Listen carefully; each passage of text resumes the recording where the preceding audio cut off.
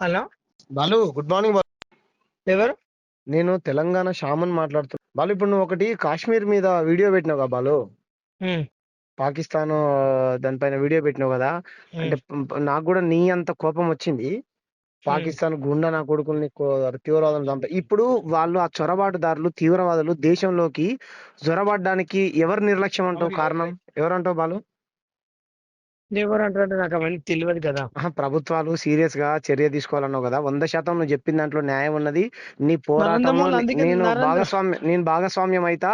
నీ అడుగులో నేను అడిగేస్తా బాలు. నువ్వు నిజాయితీగా మాట్లాడినావు, నాకు సంతోషం అనిపించి నీకు కాల్ చేశా. అవును కదా! ఇప్పుడు ఎట్లైనా నరేంద్ర మోడీ చేస్తున్నాడు కదా! వాటర్ పోకుండా.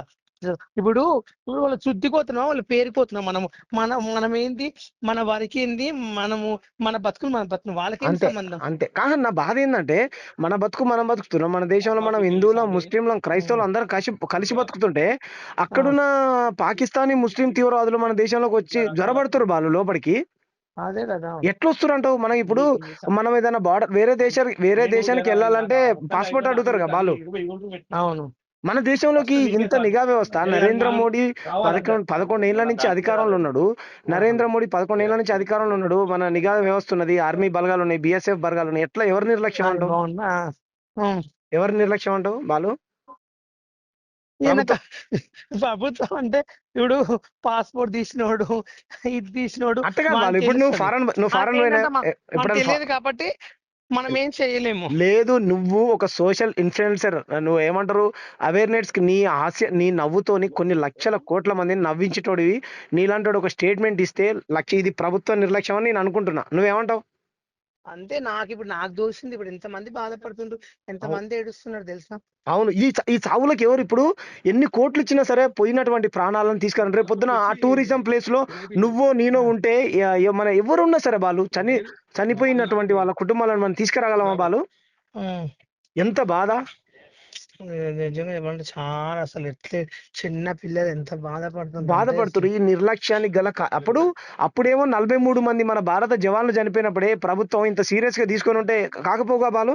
ఇప్పుడు జరగకపోయేది. ఇప్పుడు అందుకే గట్టి ప్రయత్నం చేస్తుండ్రు దేవుని దయ వల్ల. ఇప్పుడు అఘోరిది అయిపోయింది. అఘోరి గాని లోపలేపించిన నువ్వు కూడా ఫైట్ చేసినావు. నేను కూడా ఫైట్ చేసిన. మామూలు కాదు. ఇప్పుడు మామూలు కాదు. లిప్స్టిక్ పూసుకున్నాడని వాడు ఫైట్ చేసినావు. వాడికి మరి మంత్రాలు వస్తాయట చూడు, బయటకు వచ్చిన వాడు నిన్నేమన్నా చేస్తాడు. అంత సీన్ లేదు. మళ్ళీ జల్ మెత్తలు నాకు దుబ్బులు నాకు ఓనుకొని వస్తే ఎక్కువ వస్తాయి మంత్రాలు. అంతేనా? ఓకే వాళ్ళు తప్పకుండా దవడలు జుట్టు పట్టి కొడితే రోడ్ ఎక్కి. నేనేం చెప్పిన అంటే వానికి, అరే అఘోరిగా నీకు మంత్రాలు వస్తాయి కదా, అన్ని మంత్రాలతో నా తీవ్రవాదులను చంపరాదురా అని చెప్పిన. అట్లా చేయమంటే దేశంలో అవార్డు ఇచ్చి నంది అవార్డు ఇచ్చి వానికి మామూలు దేవుళ్ళ ఊలుస్తాం అప్పుడు. ఇప్పుడు కాదు బాలు, ఇప్పుడు కేంద్ర హోంమంత్రి అంటే దేశంలో పోలీసు వాళ్ళకు పెద్ద ఆయన అమిత్ షా ఉన్నాడు. గతంలో అంబేద్కర్ ని పార్లమెంట్ లో తిట్టిండు చూడు. అంబేద్కర్ గారు అంటే నీకు ఇష్టమా? ఎందుకు ఇష్టం ఉండదు? ఆయన అంబేద్కర్ ని తిట్టిన ఆయన 11 ఏళ్ల నుంచి హోంమంత్రిగా ఉన్నాడు. ఇష్టం లేదే. నేను మొన్న తిట్టినందుకు దుమ్ము దులుపలే వాడిని, అఘోర గారిని. జై భీమ్ బాలు, జై భీమ్. ఎలా తిడతావు లంచ కొడుకని వాడిని. సూపర్. అట్లా బూతులు తిట్టొద్దు బాలు, తప్పు. మనం ఇప్పుడు ఒక విషయం గుర్తుపెట్టుకో, అంత పెద్ద మనిషిని తిట్టేంత అధికారం ఉందా? అంటే తిట్టొద్దు, నీకున్న కోపం కరెక్ట్ గానీ నువ్వు ఒక సెలబ్రిటీ బాలు. నీ నోట్ నుంచి ఏదైనా అన్పార్లమెంటరీ వస్తే మాలాంటి వాళ్ళం నీ ఫ్యాన్ తెలుసా? నీ పెద్ద ఫ్యాన్ నేను. అంటే ఇప్పుడు తప్పు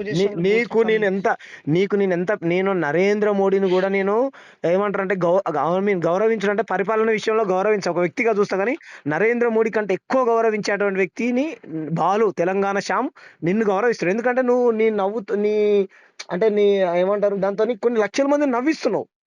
నరేంద్ర మోడీ కొన్ని లక్షల మందిని ఏడిపిస్తున్నావు వాళ్ళు. ఎవరికున్న వృత్తి వాళ్ళకు ఉంటది, కానీ ఒక మనిషి అన్నప్పుడు మనము కొన్ని ఆలోచించి మాట్లాడాలి.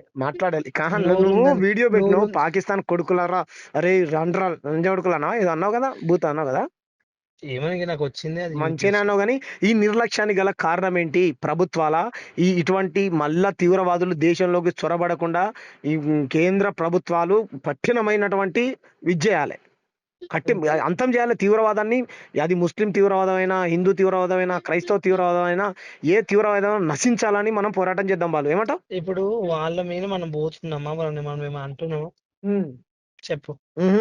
మనం గెలుకుతున్నామా పోయి? మనం గెలకడం కరెక్ట్ కాదు కదా. మనది వాళ్ళది. అంతే. వాళ్ళకి ఏం అవసరము?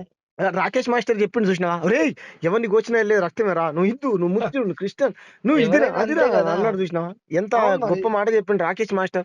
చనిపోయే ముందు రాకేష్ మాస్టర్ నరేంద్ర మోడీకి వ్యతిరేకంగా కమ్యూనిస్ట్ పార్టీలో ఎర్ర జెండా పట్టుకొని డాన్స్ చేసి చచ్చిపోయాడు. అవును నిజాయితీగా బతికి చచ్చిపోయాడు వాళ్ళు. అట్లా మీరు మీ మ్యాన్షనల్స్ టీమా ఏమంటారు మిమ్మల్ని? అది నేను చేయలేదు అప్పుడు. నువ్వు అది అగ్గిపెట్టే మచ్చ, నేను ఆ లే- షో చేయలేదు. బడే బాత్ చేసిన. అగ్గి మ్యాన్షన్ హౌస్ నేను చేయలేదు. అగ్గిపెట్టే మచ్చ, స్వాతి నాయుడు, ఇంకొంతమంది ఉన్నారు కొంచెం కదా నాకు మీరు వేరే కాల్స్ సెలబ్రిటీలు. వస్తున్నాయి.